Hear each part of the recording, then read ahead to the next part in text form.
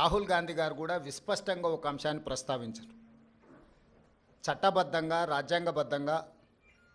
రాష్ట్ర ప్రభుత్వాలు కానీ కేంద్ర ప్రభుత్వాలు కానీ ఏదైనా అంశంలో టెండర్లు పిలిచినా ఏదైనా అంశంలో పెట్టుబడులు పెట్టడానికి అవకాశాలు కల్పించినా అందరికీ సమానమైన అవకాశాలు, అందరూ పోటీ పడే విధంగా నిబంధనలను తయారు చేసి